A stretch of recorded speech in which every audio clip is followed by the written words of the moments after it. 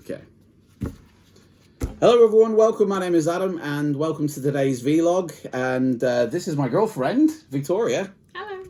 And we're going to go through this year's Oscar nominations and we're going to give our personal opinion on who will win.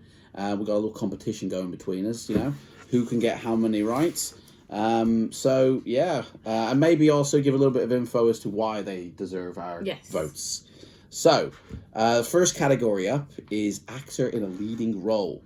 And the nominees were Antonio Banderas for Pain and Glory, Leo for Once Upon a Time in Hollywood, Adam Driver for Marriage Story, Joaquin Phoenix for Joker, and Jonathan Pryce for The Two Popes. So, Victoria, which do you think is going to take home that Oscar? See, I'm torn between three here. Oh, yeah. Joaquin Phoenix is the obvious one, I think, but I think he's won enough awards for portraying the Joker at the moment. Golden Globes and all. Yeah, that's it. It's not that he didn't do the role justice. It's just I think there's too much hype around what it actually was, the film itself. Okay. He did a great performance, don't get me wrong, and obviously everything that he went through physically to maintain that weight loss that he went through to appear gaunt and dishevelled, that's some heavy commitment there. But I think Adam Driver for Marriage Story, I absolutely fell in love with him in that film, just because it's a role that we're not used to seeing him in, and also it was very believable. Yeah. If I'm honest, the emotions were there. The emotions were real. I mean, you felt it. It pulled on your heartstrings. It really did. I mean, Leonardo DiCaprio in Once Upon a Time in Hollywood was fantastic, but it's a Tarantino film, and I think Tarantino is going to get some award in one way or another. But I don't think it's going to be for the leading actor role. I think it's going to be Adam Driver. Right. Okay. Well, the V gives it. Adam Driver gets the V score. So, what's going to get the A score? I haven't seen The Two Popes, so I can't rate Jonathan Pryce's performance, but he is a stellar actor, so I imagine. Pain and Glory is a Spanish film, I believe, and I haven't seen Antonio's performance in that. So, I mean, I'm a bit as to why there weren't other actors here, like Christian Bale for Ford and Ferrari. He gave a great performance. That was a very good film. And I probably would vote for him. Like, I'd give him my vote if he was here. Why isn't he here? But for the ones that are here, Leo, he won an Oscar for The Revenant. Finally got the Oscar for The Revenant. This performance, is that as good as The Revenant? I don't know. It's who put their body through the most, it seems, to get an award, isn't it? Because what's his name won for Dallas Buyers Club, didn't he? Yes, he did. He took the Oscar, and he put his body through a big thing. He definitely did. Leo put his body through hell doing The Revenant. Joaquin Phoenix has put his body through it for this role. So, I mean, I kind of want to go for the Joker because it seems like an obvious win, but I don't know if he would win because of the nature of the film. His character is like Are the Academy going to want to be seen promoting quite a negative spin on mental health as it was? That's what the film was. It was very mental health orientated, and it wasn't in a positive light. It was the dark, depressive, malicious side of mental health. Definitely. But saying that, didn't Heath Ledger win for The Dark Knight after his death? Wasn't he given an award? Yes, he was. For the Joker portrayal? Yes. So, they're not... You know what? I'm going Joaquin Phoenix. There we go. Right. So, on to the next one. We'll have to be quick on this. Actor in a supporting role now, right? Surprisingly, Tom Hanks is in this category. Woo-hoo! Beautiful Day in the Neighborhood, Mr. Rogers. Anthony Hopkins for The Two Popes. Al Pacino for The Irishman. Joe Pesci for The Irishman. And Brad Pitt for Once Upon a Time in Hollywood. Actor in a supporting role. Who do you think is going to take home that biscuit? Right, this one's really tough. It does a lot of good stuff. I mean, I love Tom Hanks. I could watch every Tom Hanks film and not have a bad word to say about anything that he's portrayed or done ever. Al Pacino and Joe Pesci are obviously titans in this field, and are legends, but for me, it's Brad Pitt on this one. Brad Pitt, because it was absolutely stellar performance. I actually enjoyed his performance more than Leonardo DiCaprio's in that film. Yeah, he shined because I think we haven't seen him.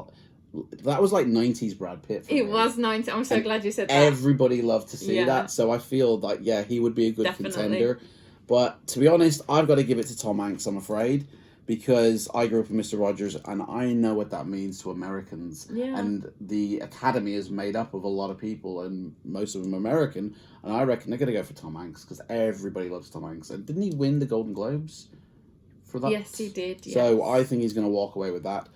But if Brad Pitt wins, I'll be happy with that as well. Don't get me wrong, I love Tom Hanks, but to me, Tom Hanks was more of an impersonation of Mr. Rogers, whereas Brad Pitt was making that role his own. It was Brad Pitt doing that character. It was him. So, actress in a leading role now. Okay, here we go. It's the ladies. Cynthia Erivo for Harriet. Scarlett Johansson for Marriage Story. Saoirse Ronan for Little Women, and Charlize Theron for Bombshell, and Renee Zellweger for Judy. So again, a tough category, a lot of talent here. Very tough. Who do you think is going to get that one? If I'm honest, I didn't rate Bombshell at all. The whole film, the acting, I've seen those actresses in far better roles.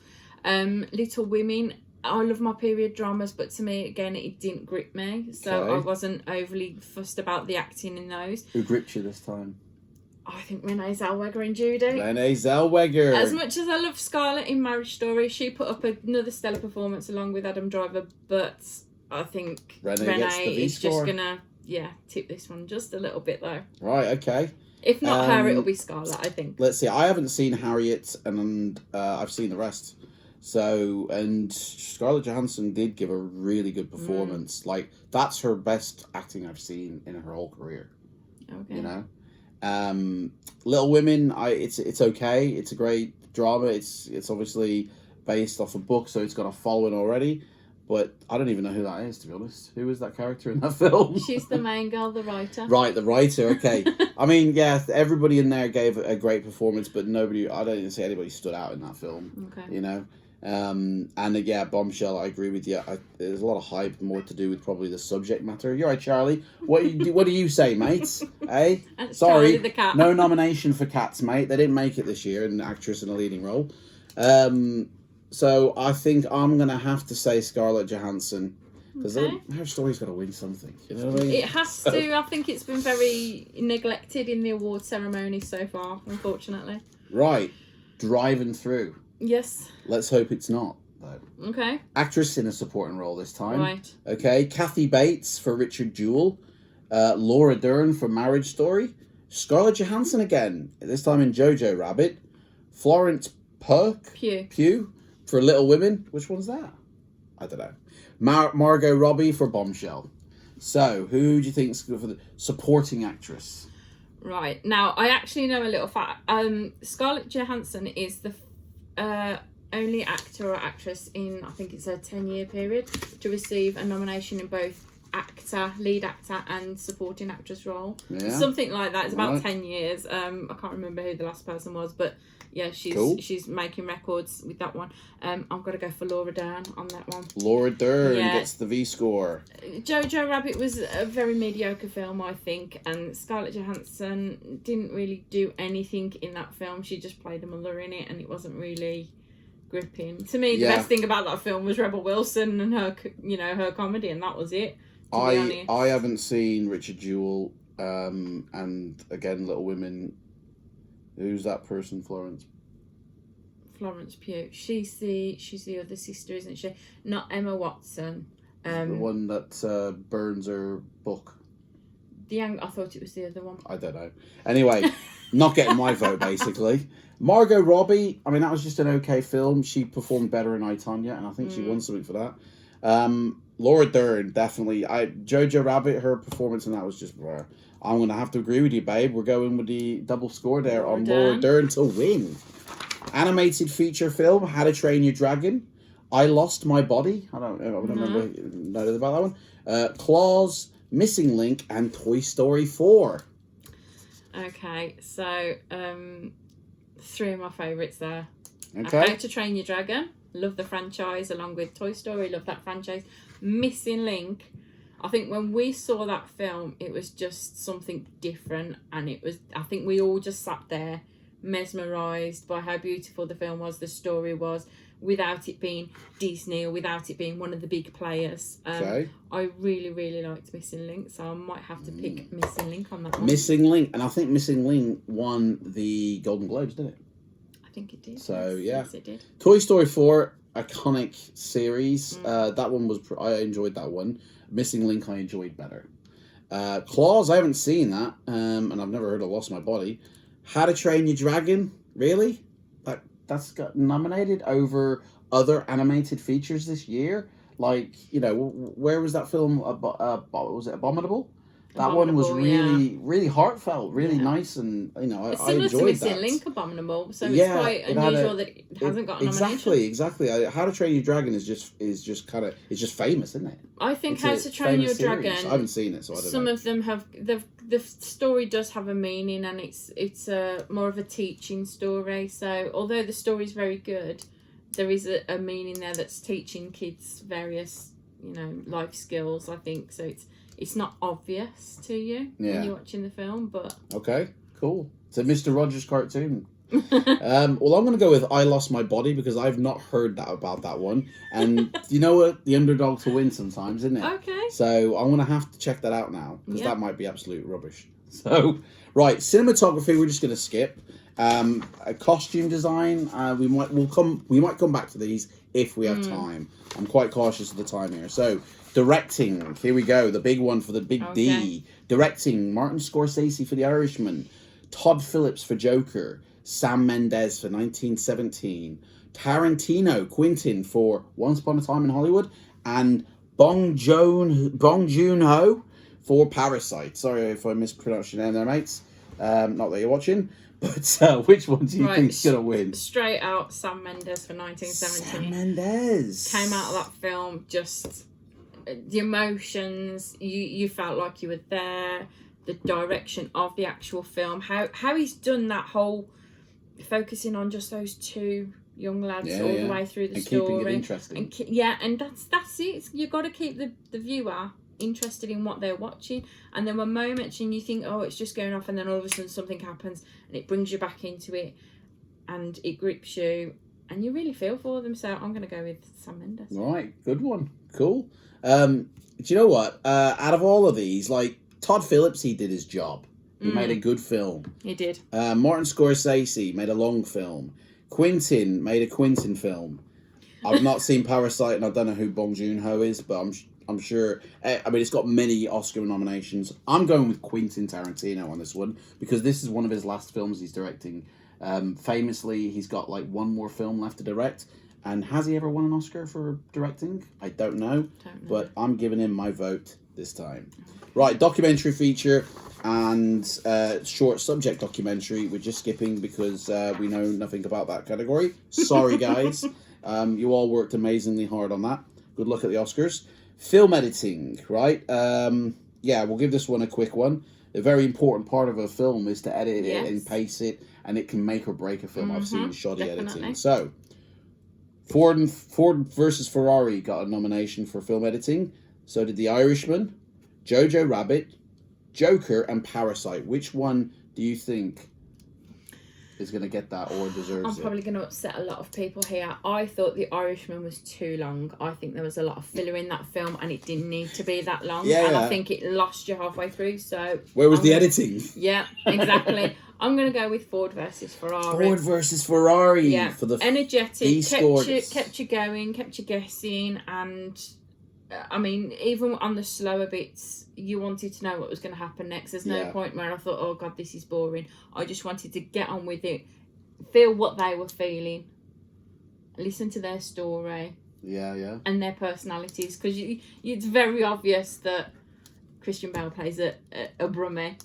And that Brummie personality comes across. He does, and he does it well. Yes, he does it well. I'm also going to give him my score, mainly because I think this is the first time we've seen them being nominated, isn't it? Ford versus Ferrari. I think so.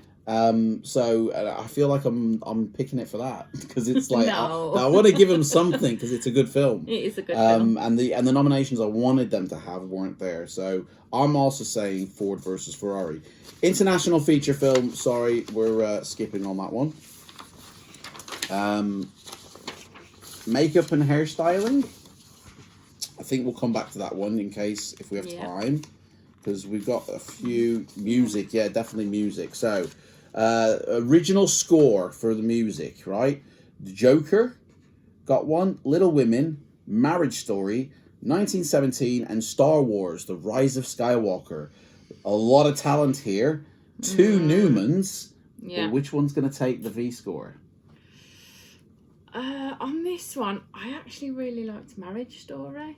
I think the music, as much as I love John Williams and he's done everything fantastic up until now, I thought... Up until now? Well, no. I like this one, but I just think Marriage Story fits the film better. The score, it's the emotional roller coaster, not of the acting of the actors, but the music that suits the tone of the film and that particular moment that's going on. Right. Cool. Do you know what? I can't remember the score for Marriage Story. Really? How weird is that? Like, I can't remember how it goes. I remember Joker. It's iconic, to be honest. Piano. Joker is more iconic than Star Wars, because Star Wars is just the greatest hits of all the Star Wars films. Yes. Like, you hear every theme in that film, which is great, but it's all been done before. Yes. Joker, I felt, was better. But you know what? I obviously work in the cinema and clean up after they leave, and I hear the credits score a lot. Okay. And I've heard Little Women's credits score, I've heard Joker's, I've heard Star Wars and 1917, and 1917 gets my vote for original score. Okay. As much as I'd love to see John Williams, because this is his final Star Wars film, and do you know what? I mean, how many films has he got left in him to to make? That's true. It would be great if he got that award as a farewell to Star Wars and a farewell to the movie industry, but 1917 I enjoyed a lot more, and they're getting my vote. Right, original song. Shall we skip that one? Yeah, I think so for now. Best Picture, here we go. This is it, the big one. Right, do you know what? There is so many films that were nominated for Best Picture. We were quite shocked, weren't we, at this? A lot. There's, I think it's you get there's 10 possibilities, and I think they used all 10. So here we go: Ford versus Ferrari, The Irishman, Jojo Rabbit, Joker, Little Women, Marriage Story, 1917, Once Upon a Time in Hollywood, Parasite, and The Kitchen Sink. Right? So which one? Only one Oscar goes to this one, I'm afraid. Oh. I mean, this is nuts. There's so many films there. Yeah. And they're all good. To me, it's a toss-up between two. Okay. With a very close third. My close third is Marriage Story. Yeah. And the two that I'm deciding between is Joker and 1917, but I think I'm going to say 1917. 1917. Do you know what? The list is that long, I've lost where it is. There we go. 1917 gets the V score. Right. Do you know what? I loved so many films on this. I enjoyed The Irishman, to be honest, as long as it was. And I think everybody saw it in at least 2 sittings. Yes. Ford versus Ferrari, love it. I watched it with my mom again recently, and it was great the second time. Stellar film, that one. Jojo Rabbit, I like Taike's films, but this one's meh. And there's loads of others. But anyway, what's getting my vote is Quentin Tarantino again, right? Because that is a love letter to Hollywood. Is seriously, Once Upon a Time in Hollywood is a tribute to the films from the 50s. The camera angles used, the way it's shot, it feels like you're in the 50s and 60s of Hollywood. Yeah. That deserves Best Picture in my eyes. But I have a feeling it's probably going to be 1917. Right. Production design. This is a big part of films, this is. So we're definitely going to hit this one. Production design. Nominations are The Irishman, Jojo Rabbit, 1917, Once Upon a Time in Hollywood, and Parasites. Again, I'm stuck between two. The Irishman and 1917. I think a lot was taken out of people with 1917. A lot of thought had to go into it. Because it was all shot in one continuous sequence, they had to, rely on weather, they had to wait for this, that and the other, they had to make sure everything was set up as it was prior to, having to pause the filming. And that takes a lot of thinking and process and a lot of arranging. And a lot of film, man, if they got it all in one take. They left the camera exactly. rolling many times. We're waiting for the weather, guys. Bear with us. So to me, it's going to be 1917. 1917. Possibly for with the The B Irishman score. close second. Well, The Irishman, I think, was a great production. I think it was the special effects that were the shine of that film. And again, Hollywood. But you're absolutely right. It's got to go to 1917 because that stood out as a massive headache for the production designer to sort all that out. And then for Sam Mendes to orchestrate that whole, how are we going to do this? And it was like a theme park, I think, filming that. You go through it from the beginning to the end, and it was like a tunnel of, history. So well done, Sam, and everybody on that one. Very good. Short film animated, we're skipping because I haven't seen any of them. Yeah. And same with the live action short film. Well done, everybody.